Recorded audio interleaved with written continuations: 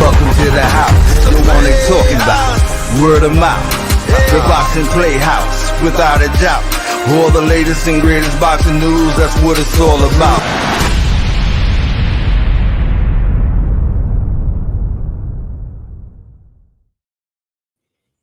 Welcome, this is Sakura A and Emilio Santana, and we're here for another episode of After Dark, baby.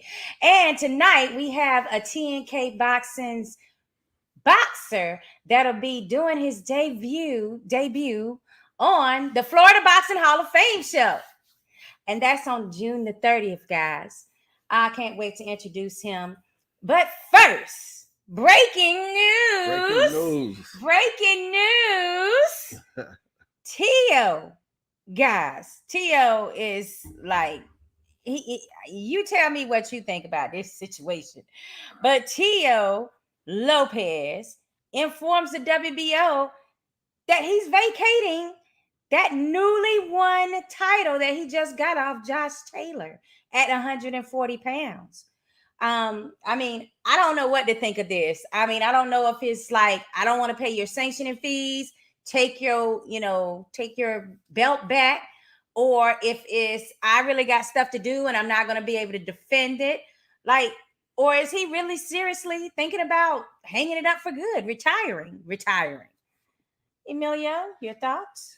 I don't know. Sometimes guys, when they feel like they're not getting the proper love or they feel unwanted, they start making these threats like Tyson Fury did it 1,000 times. Like, I'm gonna retire.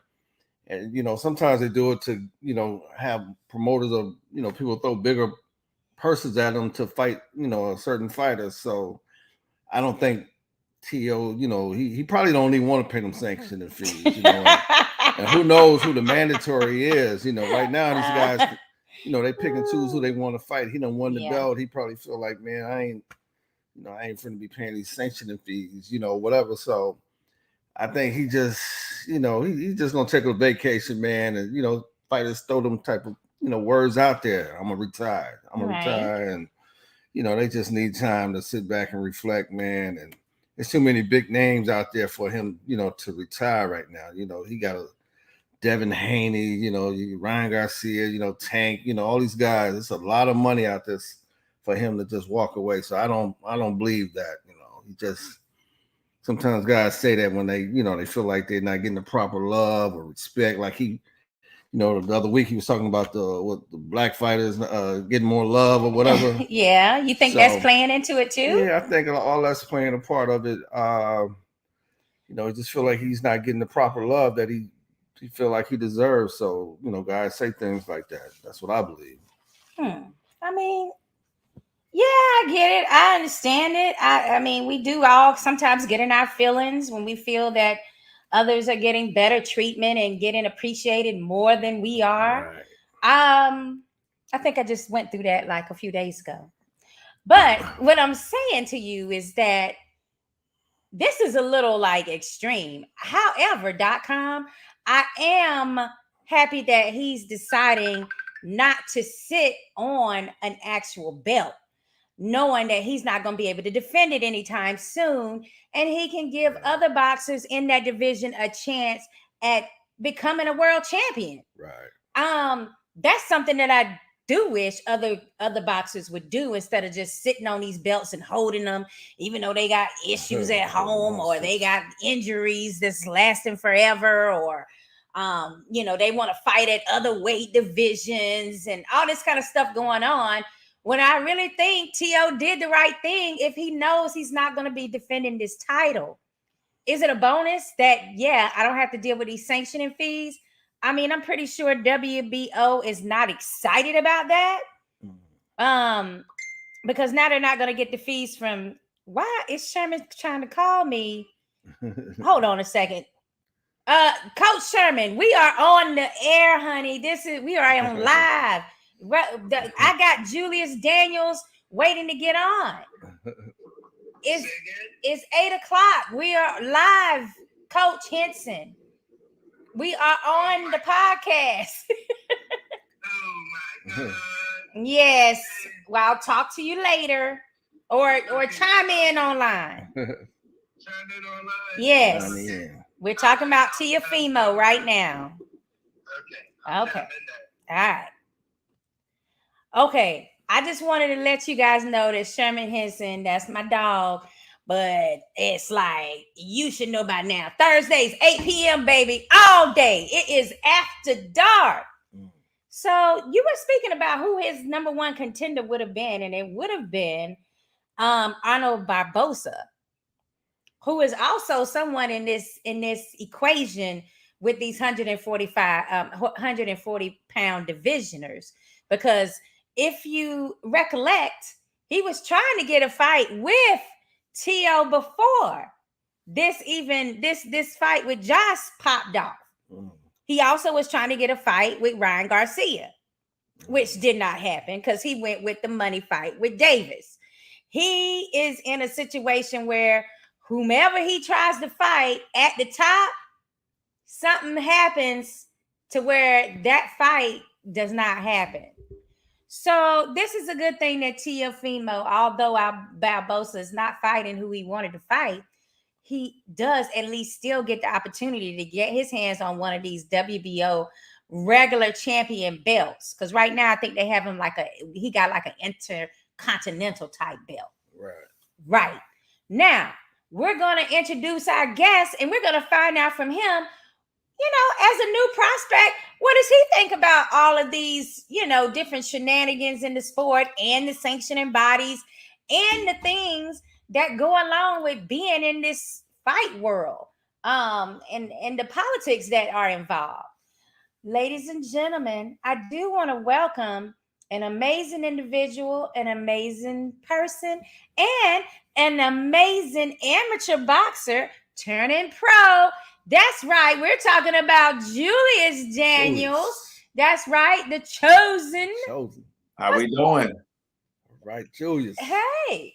I mean, we're so excited that we got to meet you down in Miami at the Don King Productions boxing card that was this past weekend, featuring Adrian A.B. Broner, The Problem. First of all, what did you think of that fight? I mean, he came in with that dog. That's what we wanted to see. And we wanted to see some of the antics after, and he provided that. But most importantly, it was good to see somebody that has a comeback story of their own. And I think people don't appreciate a lot of the things that superstars go through in sports. And AB has been through a lot. He's been through a lot in and out of the ring. So I think it's one of those situations where, as a brother, you want to see brothers win. So it was nice to see him make a comeback and get to tell his story the right way. And hopefully some more things to come from him.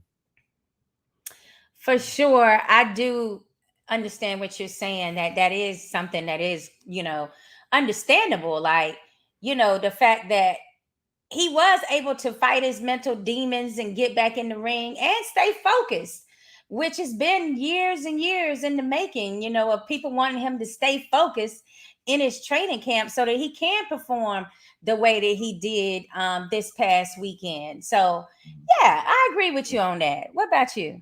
What about the AB performance? AB, yeah. And coming back, having the fortitude to try to come back. Yeah, like Julius said, I like that AB came with the dog. He let his hands go. I think he realizes that, he's getting up in age. There ain't gonna be too many more opportunities, and he better go on and, make the best of it. So I think he really wants to, stay in shape. He got the right trainers with him. Kevin Cunningham, a guy that'll keep him in check, keep him trained. So I think AB is gonna really, push forward, and there's talks of him and Rolly, maybe fighting. So that'd be very entertaining and lucrative for him, nice paycheck. So that would be the best, ish talking right matchup of all times, except when Tyson Fury gets involved in anything. But I think that would be a great matchup between the two of them. Right. Now, getting back to Tio, who is also at 140, Rolly at 140. They're trying to get Broner down to 140. Guys, this actual weight division is heating up more so than the welterweights are right now. We were just asking and just talking about T.O. giving up, vacating the belt, the WBO regular championship belt. Jesus P.S. He says, so does he give up the lineal or does he do a Tyson Fury?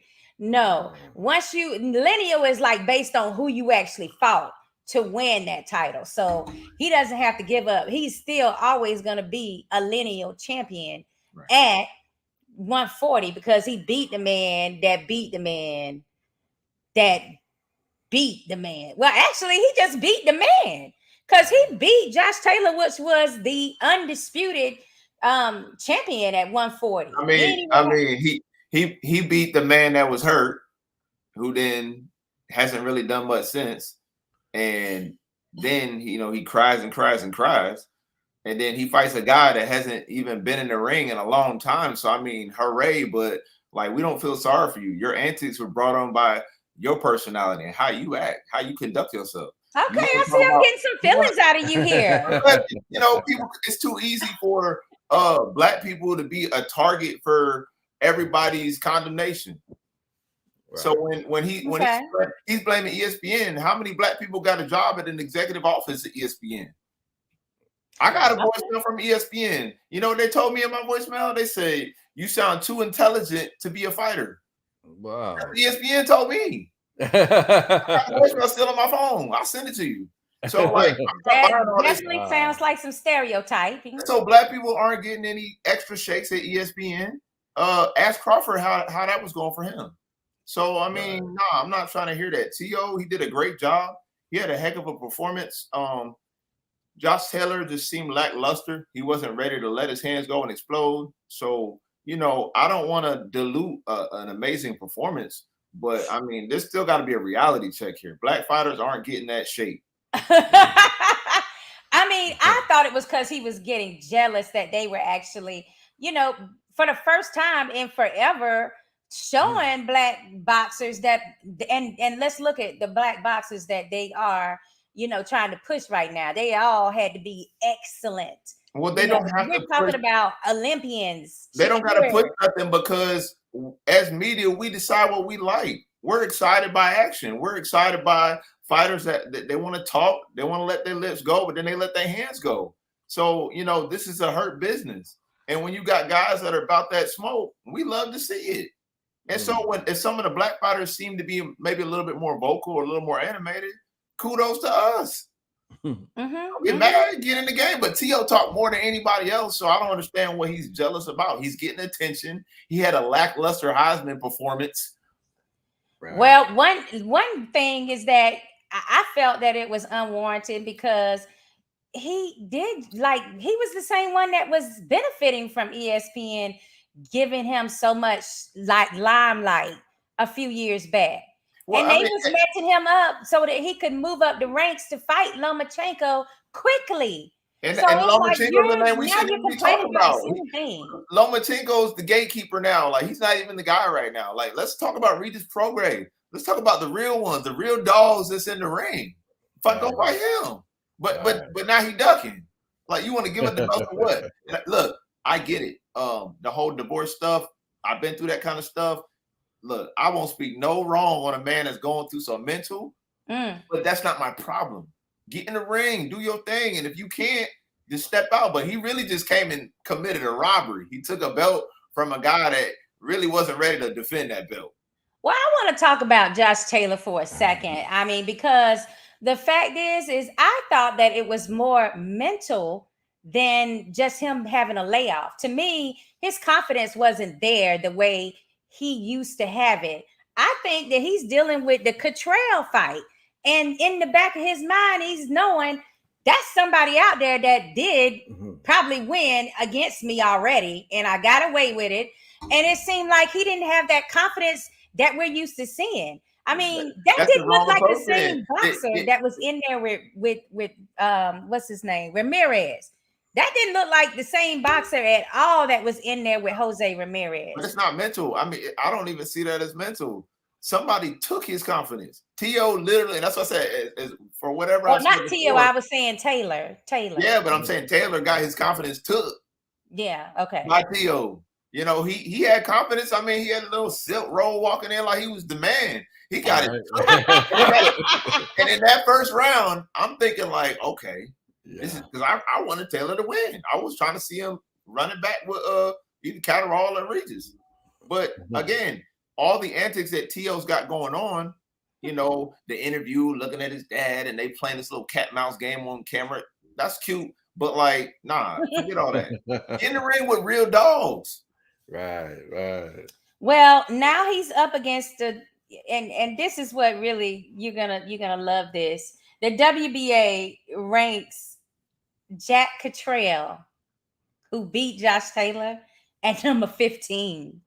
So you see how ridiculous these rankings are in the first place. Well, But yeah. Well, how you gonna have also, Cottrell, who handed Josh Taylor, you know, the business, and you got him down at 15, but you still glorified him as the super, what they call it, super lightweight in WBA. I mean WBO. So you got him like he way down in the rankings, but you had Josh Taylor way number 1, knowing that he was gonna have to face Tio. Like you creating stuff. And I gotta go back and look at who he fought after, who Catterall fought next. I forget who his next fight was. Yeah, I don't remember. I don't even remember them telling us much about like that. The rankings is crazy because if some of the way to like BoxRec, like if you fight like a number 1 guy and you beat that guy, you're number 1, but then you turn around and fight a number 10 guy and lose to that guy, you back in the line. So I don't know who he fought next. That could have affected his rank. But they still go up when they're lower ranked if they fought if their opponent is fought if they fought in better competition. So we Jose Ramirez is number 3 on the list. Wow. Ryan Garcia is number 6. We're talking about the WBO right now. Richard Coleman's at number 12. What about and he just had a loss. What about that Russell brother? He up there? Russell, I don't see. He must not be ranked with the WBO. He's not on this list. Russell.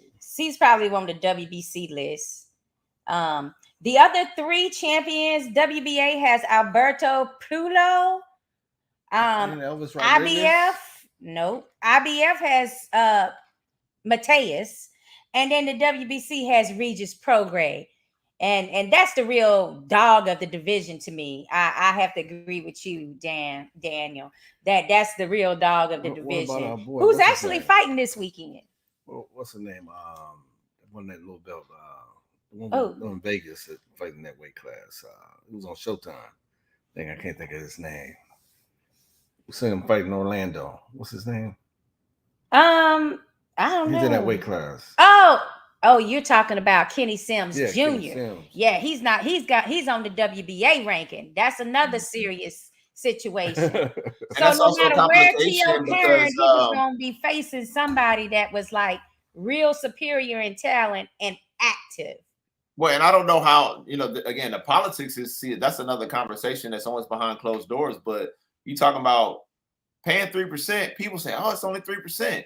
Yeah, but when you owe your manager 30%, you owe the promoter 25%, you owe your trainer 10%, you pay Uncle Sam 23%. What's left? You eating on 20%. That 3's a lot. And now they want 3% on top of no, they want 3% on the actual purse, the full. Right, but then we're talking about guys fighting for lineals and undisputed. So now that's double, that's triple, that's a lot of money. You know what? This is an interesting conversation, and we're going to have you come back on for that part of this. Let's go ahead and move. What do you have? One more question? I was going to say, I like what Julius is saying, and I want to know, Julius, how did you get into boxing, man? Because you seem like you're very knowledgeable in it, man, and you love the sport. I'm just curious to know how old you were and what made you get into boxing. Look, I'm a newcomer. I'm a newcomer. I've been one of the people that box since I was a kid. Like I'm new to boxing. I've been in boxing I've been really like getting into it over the last 3.5 years, 4 years. Like I haven't, I was into, my Kobe Bryant era, you know what I'm saying? Like I was all about my Lakers, but I've been into, I snuck into Terrence Crawford's camp in 2021 when he was preparing to fight Sean Porter. Okay. And that was like welcome to pro boxing situation right there. Wow. He's a dog. And I walk in, he comes straight out the G-Wagon and ran up on me like, you can get some of this too. And I'm like, dang, What? I didn't meet you yet. You know what I'm saying? Wow. They dogs over there in Colorado Springs. But it was an amazing opportunity for me to see what the highest level looks like, and then look inside yourself and say, can I operate at that level if I were to work hard enough and long enough at it? So that's the journey we're on. I'm just at the beginning, you know? Okay. Okay. And what a beginning you're going to have, because you actually are going to be on this Florida Boxing Hall of Fame show with T&K Boxing as the promoters. How did that happen? How did you end up being able to have that opportunity? And what does it mean to you to be a part of that class of 2023 Hall of Fame fight card? It's an amazing opportunity. It's something that I was headhunting. I've been looking to get on a card for about 12 months. Whoa. There has been a lot of politics that have prevented me from making that debut like I wanted to. So just staying diligent, trying to keep on the weight. But I reached out to T&K Promotions, and I was like, I need somebody, I need a body. And they provided me with a name, and I said yes. They actually had some other names, and I ran right into their DMs on Instagram, like, "Yo, let's fight! Like, I'm not waiting on your manager. I will fight you." And you can tell energy changes when you bout it. And so, you know, I'm fighting Nissan Anderson, and sounds like they bout it. Yeah, that's a tough cookie right there. That's a I'm a flatten all 4 tires come June 30th. So okay, we know Nissan very well, and I haven't seen anybody just, you know, break him down early. That's for sure. It don't need to be early, because sometimes it takes a while to get to that deep water. Right. Yeah, for sure. So is it going to be a 4-rounder or 6-rounder? It's a 4-rounder. And again, I'll be happy to get all 4 rounds if that's what's going to happen. I need the experience. I didn't have a very deep amateur background, so I just wanted to jump right into the fire. And I know he likes to swing. I know he likes to bring it, and that's what the people want to see. That we're entertainers, so that's exactly what we're going to do. You fighting that super middleweight, right? Super middleweight, 168. Okay, cool. All right. So my question to you is, what type of amateur background? You said it wasn't a lot of amateur background, but, you know, tell us a little bit about what you achieved while you were there. I don't have any achievements in the amateur world.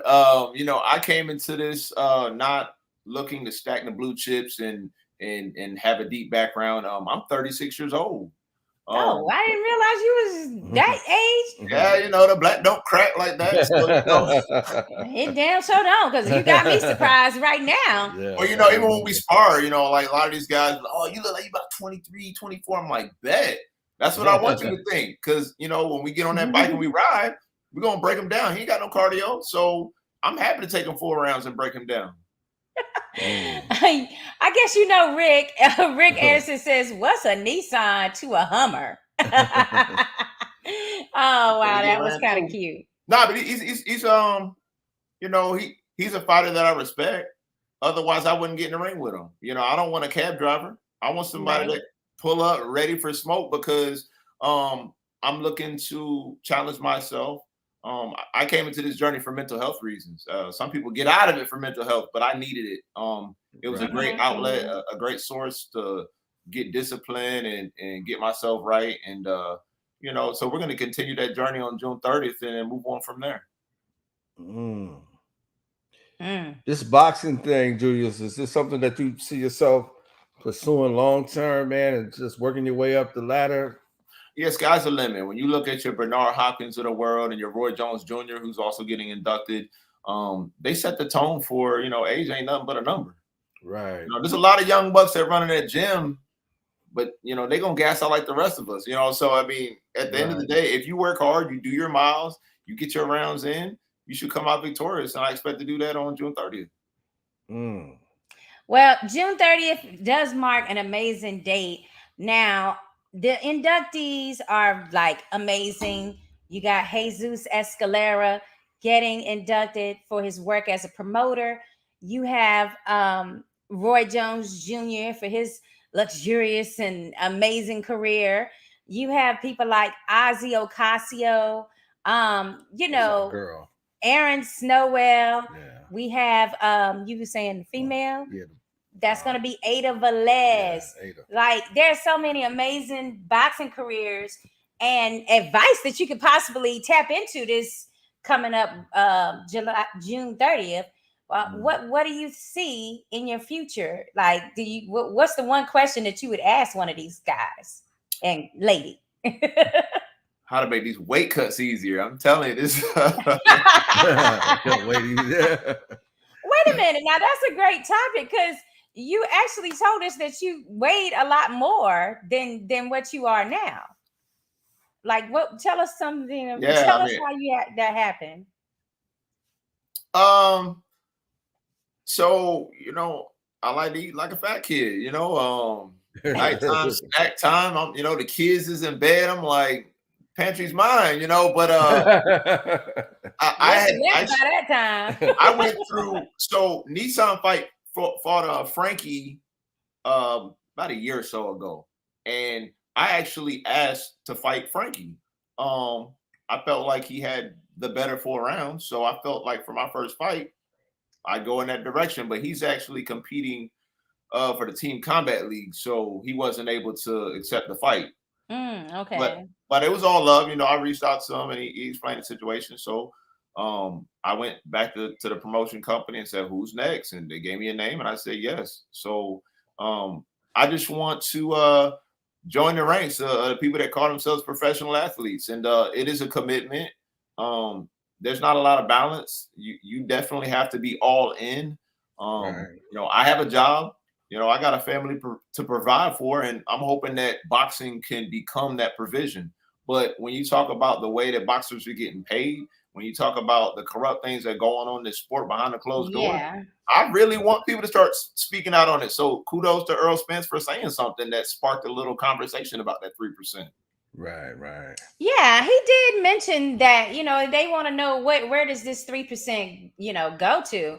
The only real, I feel like the WBC with the green belt, that garners more money for the fighter once they have that. And also, we know firsthand people that, you know, the WBC helps who are injured, you know, like seriously injured.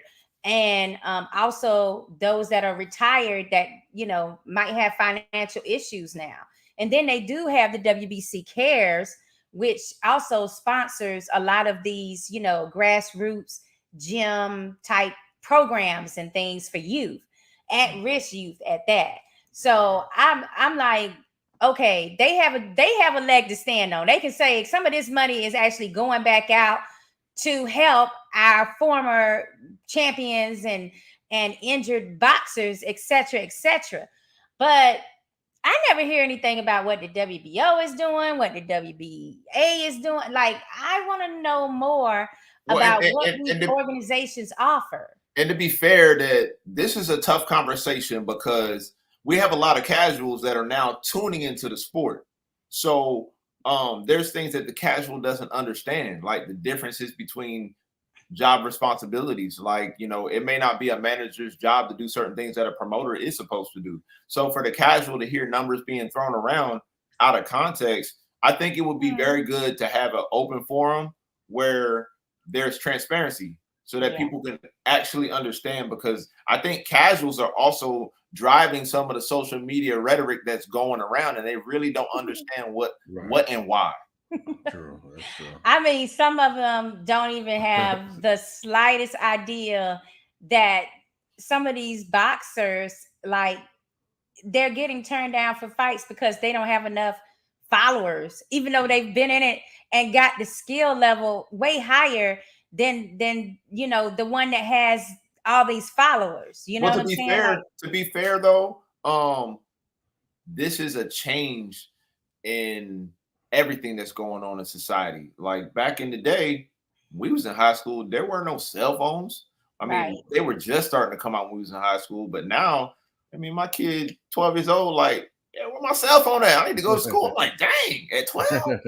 So if you look at it like, social media matters because, you know, things have changed. Like back in the day, that you didn't look at Facebook. You looked on a billboard when you drove down the street. You know, you read the newspaper. Anybody read no newspaper? That's, you know, for your dogs to piss on. So, you know, now when you look at it, social media matters. It is a online platform that will allow businesses to monetize, that will allow them to attract more, some more patrons to their business or whatever the case may be. So I feel like if you got guys that take themselves seriously, that invest into their marketing like any other business, I'm a business.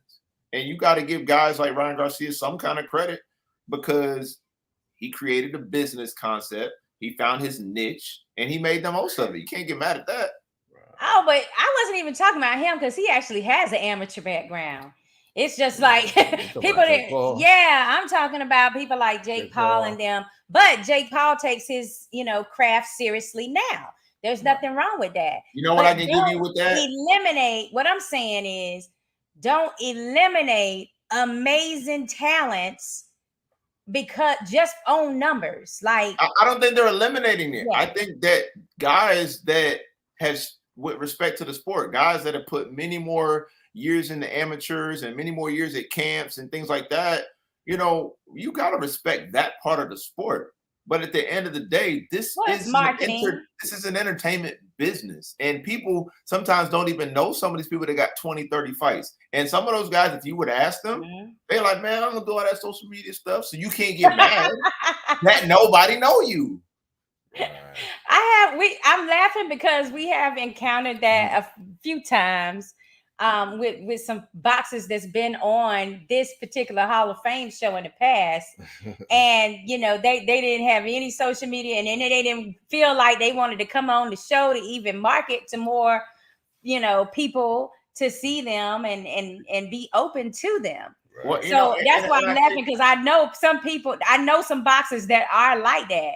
Well, but you also I just don't want it to be emphasized. Yeah, you just don't want it to be totally emphasized on, like, you know, somebody like Devin Haney used to be in that category where he wasn't getting the fights he might have necessarily thought he should have been matched up with because they were saying that, you know, he didn't have any real dollars behind him. So let's move on. I wanted to talk to you about, well, Ian is saying believe in yourself. Believe in yourself. Believe in yourself. Better believe it.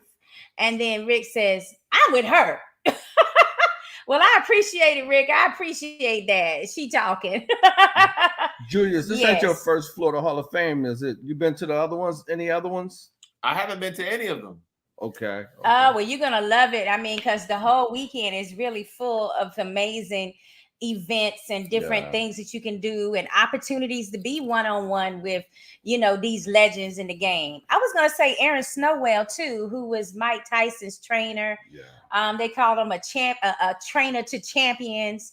So he's also going to be inducted, and that's an amazing person for you to be able to tap into with some advice that really can translate into being better as an athlete. And Corey Spink said he was coming back. And I'll tell you what. Corey Spink said he's coming back. Another thing is to go to your subject when you're talking about, you know, people coming into this industry and this game. Boxing is one of those sports where it's not like basketball where you go through high school, JV, varsity, you go to D1, you get drafted.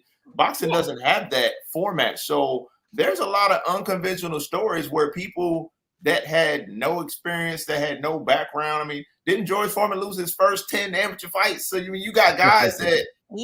or B-Hop losing his first fight. If you had to write it out on paper, none of us would be here. Y'all got stories that people don't understand how you got on this podcast and doing what you're doing. And credit to you. So, for me, I served my country. I've been in the military. I've done a lot of things in my life that, you know, people may never give me the credit for. But that doesn't stop me from chasing my dream. My dream was like, look, I wanted to be a pro athlete since I was a little kid. And for whatever reason, that didn't manifest in my life. But this hard work, that's why I'm on this stage. So it's not a mystery that if you keep working hard and you keep pressing, you stay humble and coachable, you'll put yourself in a better position. And it doesn't mean you're going to win. It doesn't mean, I'm sure guys go in a ring every night. Everybody think they're going to win. It doesn't work like that. But my wins and losses isn't about 3 judges and what they score. And I went through a lot to get to this point right here. I already won. Yeah, because you're striving for greatness and you're actually taking a risk. And that, to me, is something that is like downplayed in boxing specifically. Like just being able to take that risk, regardless of what the outcome is, just being able to walk out on faith and believe in yourself enough to try is important. Stepping in that ring too. Stepping in that ring is a whole nother dimension of taking a chance, an opportunity. I mean, a risk. It's all of those things when you step in the ring. So I appreciate you saying that as well. I was going to talk about exactly what you think. What you think would happen when you win this fight and you start going up the ladder. Okay. All those people that just told you you're too smart to be a boxer and I can't get you on my card and all this stuff. And you get all these people now attracted to you that's wanting, now they want your attention. How you gonna handle that? Like I handle most people that's not in my inner circle. I just keep it moving.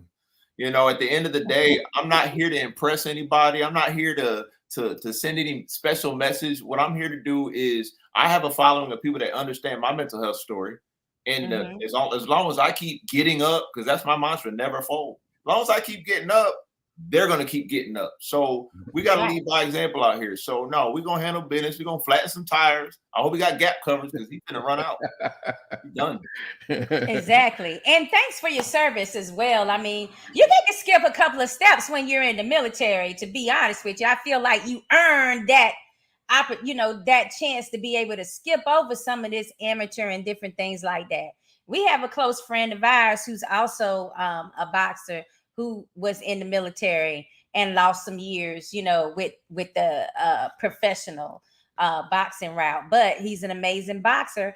And I mean, he's still, trying to get to that professional level, like you said, to get the opportunity to have a first fight. What's his name fought in the military? Ray Mercer? Yeah, Ray Mercer. Oh, it's a lot of them. Sherman Henson, he was fighting in the military. Ray Mercer, J. Cole. What's his name? Ice Cold. Yeah, all of them were in that legendary boxing training camp that's out in Texas. Wow. Yes. Al. I can't say Al. Ice Cold. Al Ice Cold. That's one of my tongue twisters. Well, when military is important. When you're in the military and you're getting out, as a lot of military personnel can attest to this, it feels like your life's over already because they done told you all the horror stories about going civilian and you ain't getting that check on the 1st and the 15th, which was correct. But when I got out, I'm thinking like I already lived my best years. I've already done whatever I needed to do. What else is left? And boxing has revived that. When I look at pictures 6-7 years ago, I look younger than I did back then. Wow. Oh, really? I mean, because you look really young. Like, I thought you were in your 20s for sure. Me too. Yeah, we're going to go with that. We're going to go with that. I go with it too. Give it to me. All right. So, Ian, he says, I lost my first professional fight, but I stayed focused. That's right. Boy. Pressure. That's it. Pressure. You got me going. And he got a winning record too. Pressure. Yeah. I love that song. All right. Coach Louis says, I've had the pleasure of working with Julius. Hopefully my words and knowledge help him and gave him, what is it? Is it gave him or helped him pave the way? Blessings. What's good with you, Coach Lou? I see you. Louis. Yeah. You know what? Louis. And I'll be the first to say, like, when I first came into the boxing situation and he got to see some of that witness, like, I was getting my tail kicked. I mean, I'm going in gyms getting broken off, and I'm like, dang, this is boxing? This is terrible. I want to do this mess. But you know what? You keep coming. You keep showing up.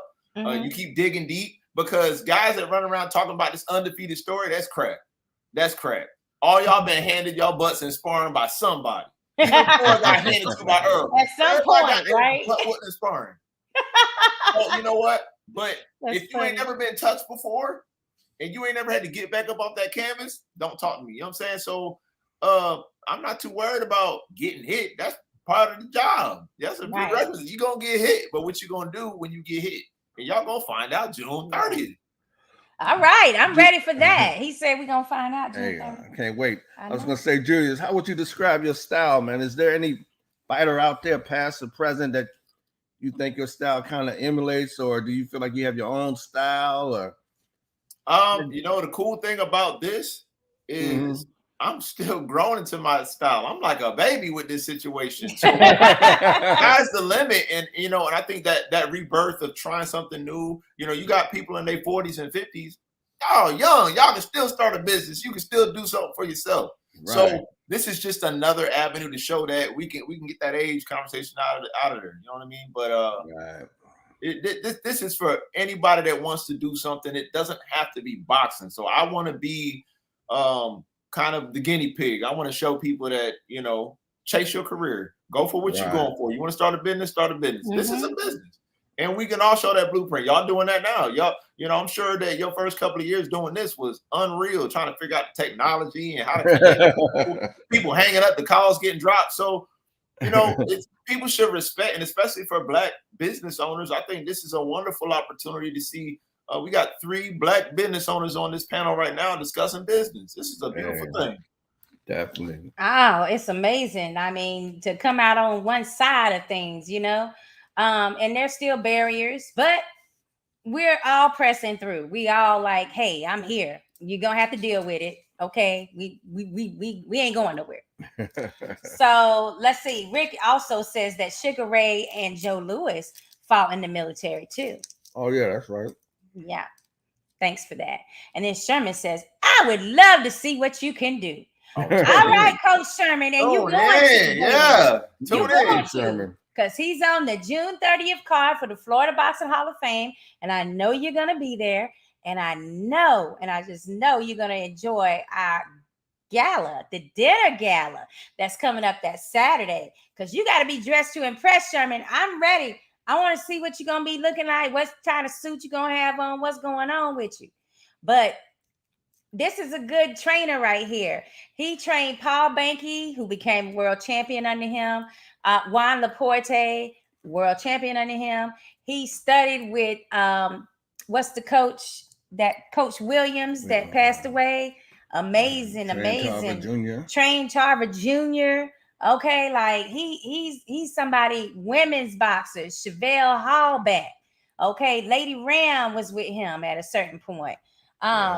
Naomi No Vasquez. Just the area where world champions. The area he comes out of is like a lot of historic, you know, great fighters. Great fighters DC in your area. Yeah, DC area. A lot of great fighters. Yeah, Sherman is from DC. He was in the Boys and Girls Club with and fought against Sugar Ray Leonard a lot as a kid. They were both like the Boys and Girls Clubs was into boxing, and they went to each other's like neighborhoods and had their tournaments. Sherman's still dangerous today. He still is dangerous because, you know, not just the mouth, y'all, not just the mouth, but but if you want a coach that ain't gonna sugarcoat shit for you, that's Coach Sherman. Like, you like, okay, you look like crap today. I'm like, oh boy, I want to go back to sleep as soon as he start telling me my business. Well, you know, a lot of young people today, they're not coachable. They don't want to be told anything.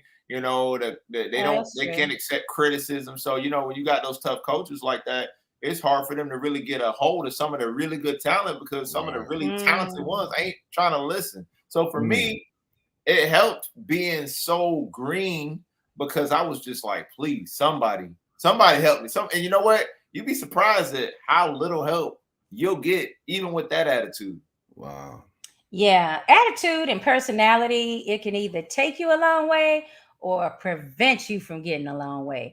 So it's kind of like on you which lane you decide to be in. Right.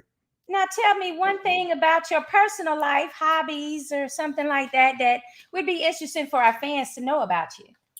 Well, hobbies wise, I mean, I'd be lying if I didn't say boxing, because I'm a super fan. I love to watch all the podcasts. I love to stay up at night after the fights and read the Twitter and see what's going on, get into the beat. So I thoroughly enjoy the sport. Outside of that, I enjoy music. So, you know, I enjoy producing music.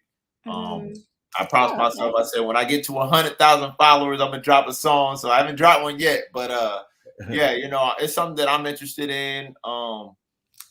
And I think everybody has their own thing. For me, it's about my family as well. That's a great hobby to have, is hanging out with your kids and getting at all the shenanigans. My daughter's like, I want to be an influencer. I'm like, slow down. We build the blueprint first, But yeah, no, it's a beautiful thing when you can be a father, be a husband, but you could be a kid again, and that's what boxing is doing for me. It's just making me into a kid again, enjoying this. Julius, you rap or sing? Sing. Oh, okay. So I will have something. Okay. I will have something for y'all soon. And matter of fact, I'm gonna release it to y'all first before I drop it. Hey, that's what's up. Hey, we love that, And I'll go in and do you a little hook for you and everything. I used to do that for a living.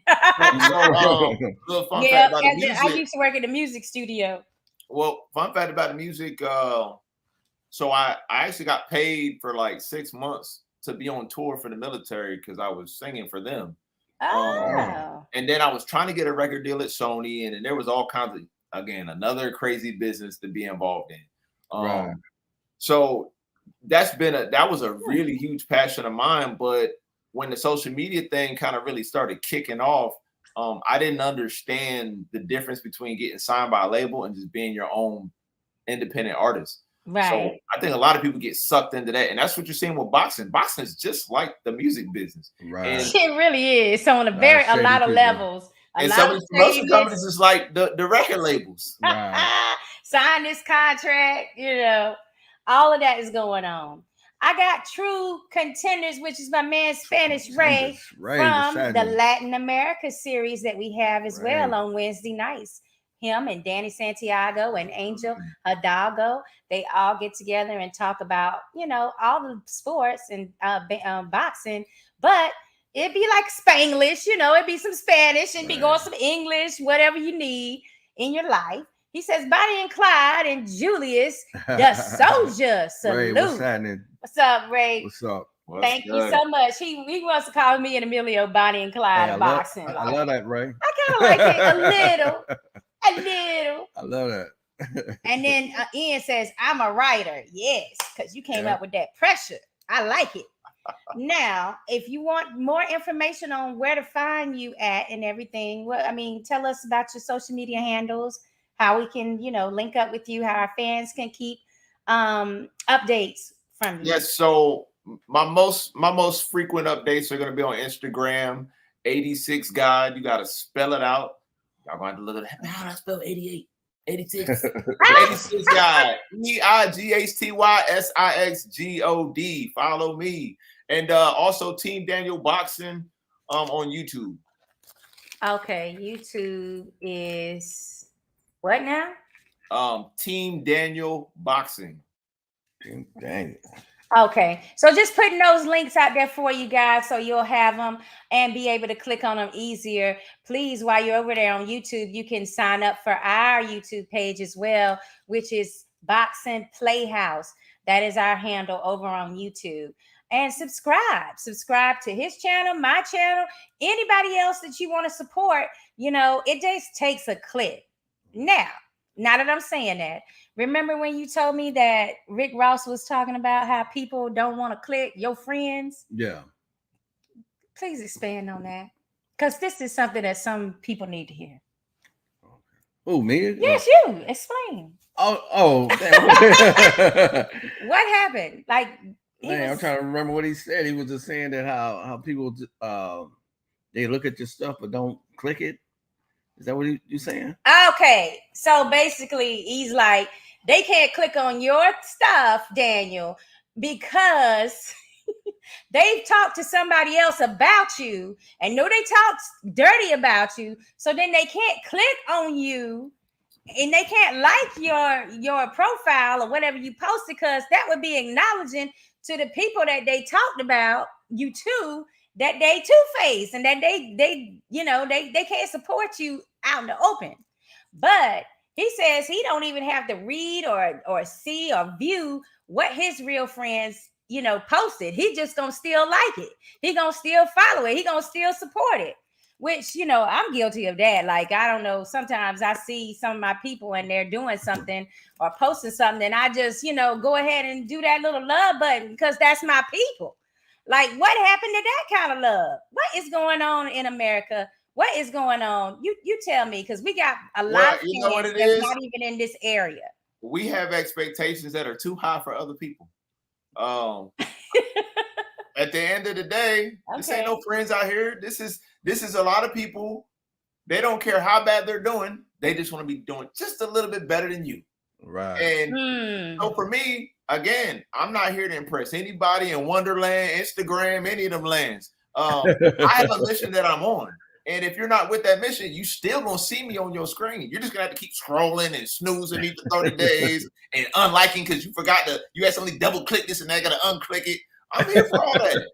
But they still gonna tune in because when that first one get broken down and that second one get broken down, and before you know it, we 3-4-0, they're not gonna be able to ignore this. Right. This is crazy though. I think that you hit the reason really on the nose, and that's just that people don't like to see you doing a little bit better than you. That's the truth of it. They really don't. I don't have people call the promotion company ever since I released the date of my fight. People that don't even rock with me, ain't even talk to me. Oh yeah, calling the promotion company, speaking on my name. I was like, oh, I'm about that. I want this. Come to the fight. What? Are you serious? They calling Tito?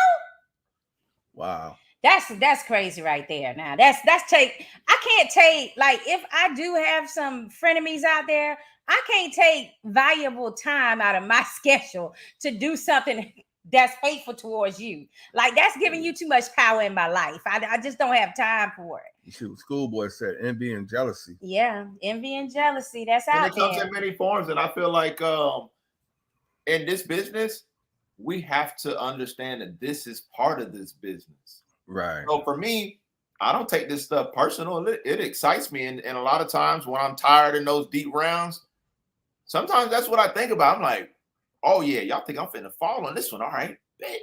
And I just get re-galvanized. So, you know, I hope that every one of those haters are sitting ringside paying their hard-earned money to see me get that win. Right. Guess what? What? Somebody just got in my inbox and they want to know. What? You must be saying something that some female is liking, because they want to know, are you single? Unfortunately, now I'm happily married. Single. Life. But you know what? I mean, hey, they just asking. There's nothing wrong with that. You know, this is part of the business. Right. You know, this is something that I already deal with. You know, over the last few years, it's changed. I think it was a laughing thing about 2 years ago, and nobody's laughing anymore. So I'm like, man, this dude won't die. He won't go away. He won't stop tweeting. He won't stop being here. You know, and y'all gonna get real tired. Get a pillow. You won't be tired. Don't go be here. I mean, Coach Louis says drama sell, haters are customers. Dang, I love that. Louis, Coach Louis did that one. Now we open for business. Okay, he did that one. So, is there anybody else on the card that you're like looking forward to seeing that you know will be also fighting that night on the card? I will say that anytime we have a female boxer, I think that's exciting. It takes a lot of guts for them females to step on them stages and do what they do. So I have a lot of respect for the female boxers. I try to follow them online, send some encouragement. It's not easy being in this kind of sport that already has all the things that we talked about.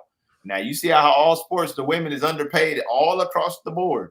So it will be nice to see some of those well-deserved people. You want to see those Clarissa Shields get their glory. I'd like to see Jessica get back on her horse and ride. She had a tough loss. But her husband, Ramos, she's been there for her. So, you know, like, you got a lot of cool stories in the sport. You got Taylor Robinson, you got Michaela. So there's a lot of fun. Alicia, you know, my quote, you know, I love watching Gardner, yeah. You know, so I want to see the females bang, but I like Imran Habata. He's been doing his thing. I believe when I fought my first amateur fight, he was on that card. So, you know, wow, okay.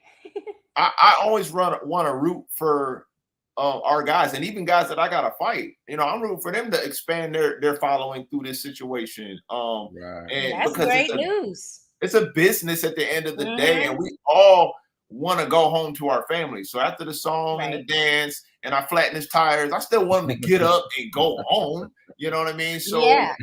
there's respect amongst men when we get in the ring, and it's respect amongst the fellow women that are fighting. So, you know, I feel like we're all in that little NBA situation, and I'm just excited to call myself a professional and be in the midst of other professionals.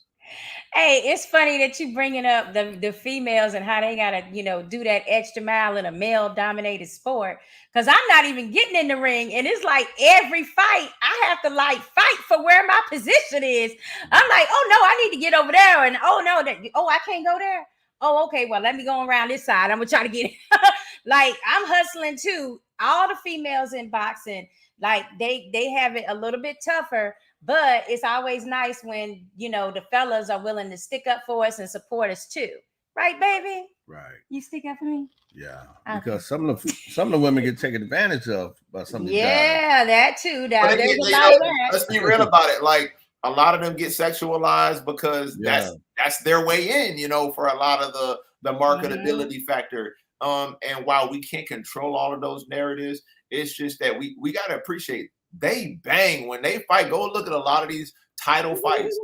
It's constant action. If we had the guys doing half of that, it would be way more amazing fights out there. So salute to the females out there that are getting in that ring like that. Absolutely. What you saying is 100% true.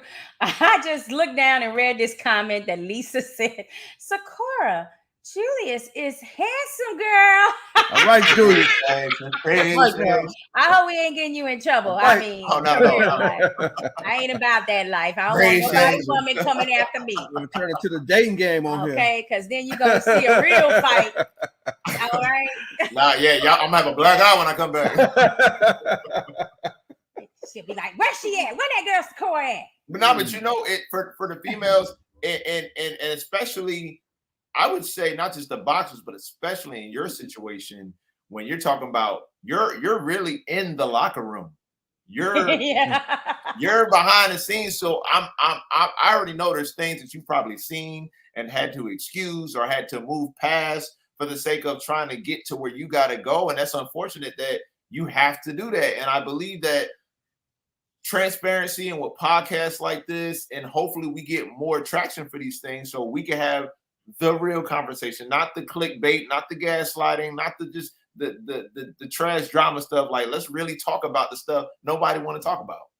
Right. Yeah, let's get to it. Let's bring it all out in the open so you can effectively make changes. Like if nobody's talking and nobody's saying what's really going on with them, then how can we expect some things to change that need to? And Jason is right. Jason is right. He is absolutely right. He is my main supporter, Jason, where he will bring me some food when I'm just like, I'm hungry, and they won't even let me get up there to get me some food. Jason is the greatest. Jason, all right. You know, the worst part is when y'all were out there at the AB fighting, everybody's ordering these delicious dishes, and I'm on the weight cut, and I'm like, But when I take my kids to Twisty Treats, and they're like, "Dad, what you getting?" And I'm like, I'm glad you brought that up, Julius. I want to ask you that whole Miami trip, man. How did you enjoy that, man? Just that whole experience being down there last week. It was an amazing experience because getting to step into a professional setting like this prior to you doing the same thing, you know, it was surreal for me because I felt like that was my night. That was my moment, you know. And I kind of played out everything on the 30th kind of happening in real time. So it was educational. You also get to see how people don't understand the logistics that go into just a boxing match for one weekend. You learn, you got a crash course. That was unbelievable. So when you talk about people asking for 3%, I hope they're giving some of that to some of those hardworking people. I'm telling you, they had probably like 30 people cleaning this building at like Yeah. 1 o'clock in the morning and stuff like that, 2 o'clock in the morning. These are people that got families and stuff like that, you know. So there's a lot. It's an ecosystem. So it's really interesting to see all of that in one weekend. So now when I step into the ring, I have a great appreciation for people spending their hard-earned money to come watch the show. Yeah. Even to see the ring get put up, man. All that behind the scenes that lead up to the fight. Yeah, and the lighting. Remember the lighting crew, the production with the cameras. Then you got, like you said, you got the people. You know, you're leaving your plate and your drink at your table when you could have just dumped that, you know, in the trash on your way out, and you seeing all this trash just coming through that they're trying to clean up afterwards. Yeah, it's crazy. So yeah, you know, and that's just like life. A lot of times we go about our lives and our way, and we have no empathy, no consideration of people that have jobs that don't have certain titles and things like that. So, you know, for me, I'm trying to get a win for those folks. You know what I'm saying? Like the bright lights and all that stuff, that's cool. I'm here for the common man, the regular blue collar worker. You know, I never had that fancy job, you know, and when I had good jobs, they didn't last because there was no job security. And the only job security I have now in this sport is these. So when I'm putting in the work, I feel confident, you know, and the work has been put in. So I'm very much looking forward to my first opportunity in the ring and just enjoying the moment. You know, we're not making it any bigger than it needs to be. This is the first pro fight, and we just want to get this guy out of here so we can go back to training and get back to the lab. Julius, are you southpaw or orthodox? I'm a southpaw, so I hope he has some sparring partners. All right, I like it. Now we're going to end the night with our main subject for the week, which is this mega fight, people. Spence versus Crawford, July 29th. I mean, I got to know who Daniel likes. Who you got for this one? Well, I like the one who I hope they're going to bring me into that camp for a little bit of sparring when I get done. So that's going to be Bud Crawford. I'm trying to get back to Colorado Springs. So, you know, he needs a southpaw that's big, that don't mind being durable, and I'd love to get back up there and sneak into that camp again. So Bud's got different skills. He spars big dudes. He don't be sparring guys his size. He spars big boys, and he be handling them.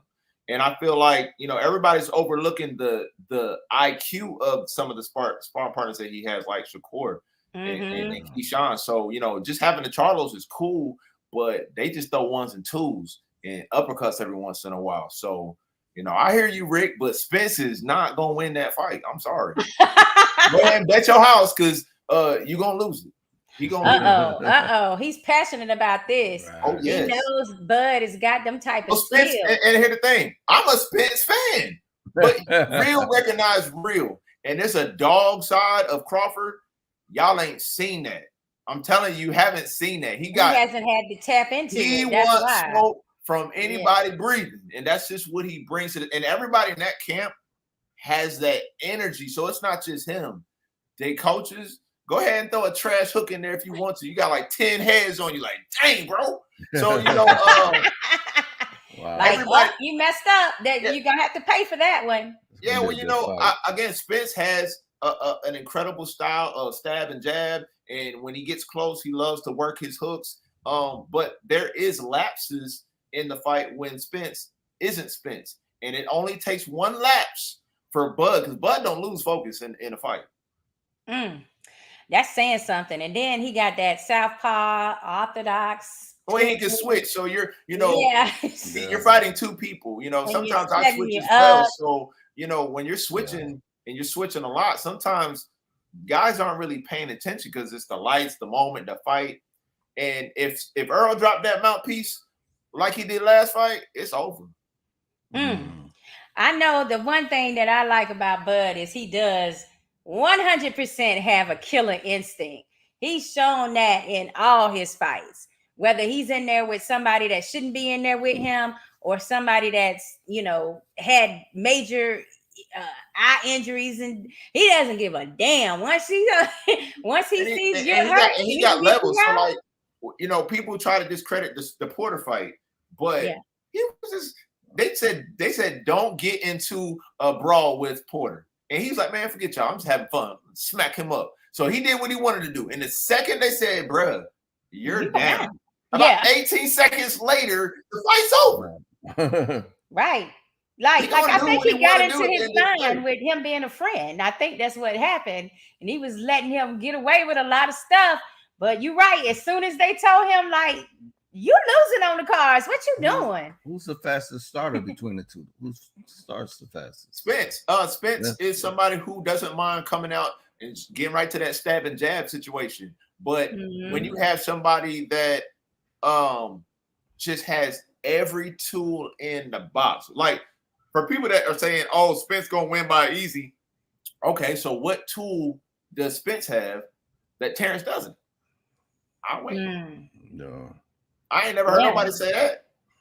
Yeah, like because we mostly see him putting the pressure, moving forward, and that's even a setup for somebody like Bud. They'll make you think you pushing them back when they really are just sitting there like waiting and calculating for you to make the wrong side step. Well, there's brawlers and there's brawlers and there's boxers, and I like the comment with Rick Anderson now. Okay, because Coach James is an X factor because that is the only adjustment maker. I don't believe Spence is going to make adjustments outside of Derek James guiding him, but Terrence going to do what Terrence want to do in that ring. Julius, do you think Bud can possibly move up and challenge a Charlo? You think he that good? Yeah, because there's a gap in skill. Charlo is an extremely vicious and volatile 1-2-3 puncher. That's it. Right. So, and I definitely can't wait. Sometime before the year's out, I'd love to spar Charlo. Okay.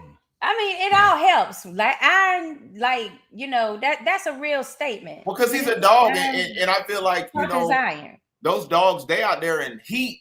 That Texas heat different. So but this Florida heat different too. So we're no strangers to hard work in the heat. So I would love to sharpen my skills by as I get better, getting out there and seeing better competition. I was going to ask you, you just made me think, like, where were you stationed at when you were in the military? What's some of the locations? Fort Bragg is where I spent most of my time. Hey, Fayetteville State Bronco right here. Hey, Fayetteville was the city. I was born in Jacksonville, so my dad was a Marine. Okay. I went to college at UNCW, and then I ended up going in the military, getting stationed right there in Fort Bragg, and that's where I met my wife. She was in as well, so we met each other on base. I had my first 2 kids there in Fayetteville. Okay. And then our third child, we had her here in Florida. That's right, because I remember when I told you I'm from North Carolina, you knew exactly where my hometown was, which is like bananas. It's a small place. Yeah. But let's see, Rick, what about Texas? You never were stationed in Texas? Yeah, so I love San Antonio. I was stationed at Sam Houston. That's the spot. They got like 30 margarita bars lined up on the Riverwalk. It's like a fiesta every freaking weekend. And you're not far from professional sports, so there's a lot of activities to engage in. And they have some boxing events too. I love Texas. So as far as that's what I said, I'm really a Spence fan, but you gotta choose one. And I'm a bigger Bud fan. I heard San Antonio is like a real foodie place too. Like they have like all the different type of ethnicities and food addiction spots. Yeah, Plus, I won't be doing any weight cuts in barbecue. Texas. Yeah, no weight cuts in Texas for me. Yeah. Look at everybody facing after look at everybody face after Spence and Bud eyebrows swell up easy. Remember this comment, y'all. Oh, so you saying you think that Bud's eyes are gonna be swelled up? I mean, it's possible both of their eyes will be swollen up because it's going to be a fight between 2 savage dogs. And that's what we want to see. I'm about it. And here's the thing. I don't think either fighter is afraid of a cut. These boys have been in this ring for a very long time. They're aware of the risk of accepting a fight of this magnitude. That's why this is like fight of the century. We love this. Wow, this is crazy right here. You speaking that knowledge firsthand because you've been in the camp with Bud and Shakur and Keyshawn and all these like future divisional, like multi-divisional champions. And I went there at a time when Michaela Mayer was also in that camp as well, and she was sparring dudes. I mean, like she was. Well, that's the thing is people don't realize that women often have to, oftentimes are fighting men. They don't have other women to spar close to them. Oh, and this ain't like just like some cab drivers. I'm talking like 9-0 pros. Like she was in there with some dudes that could bang. Yeah, I could see that happening, like for real. Like I could see her just being in there banging it out with people. But she's another one where I think she needed somebody like an Alicia Baumgartner to bring her to her fullest potential too. Because you got to have that dance partner that can really bring out something. I think they're gonna run that back, but I think that wasn't the blueprint. Was to run it right back. I think they had to let that thing sizzle a little bit. Michaela acting a little different. She acting a little more feisty. So I think this because honestly, I think they really do not like each other for real. For real, they don't like. If she had let her hands go a little bit more, that fight could have been even closer. Right. I mean, I was just like in awe that she was just in there in the pocket trading with somebody known for power like Alicia. Like I was just in awe of that. She was the champ.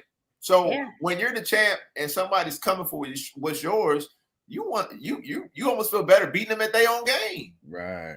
Yeah. So kudos to her for doing that. I appreciate it. She was in there. Bud's gonna beat Spence at his own game, and when y'all see that dog come out, y'all like, dang, I didn't know Bud was like that. Yeah, Bud about to look like Martin after the Hitman fight. You know what? You are too much. Rick, his friend Rick is something else.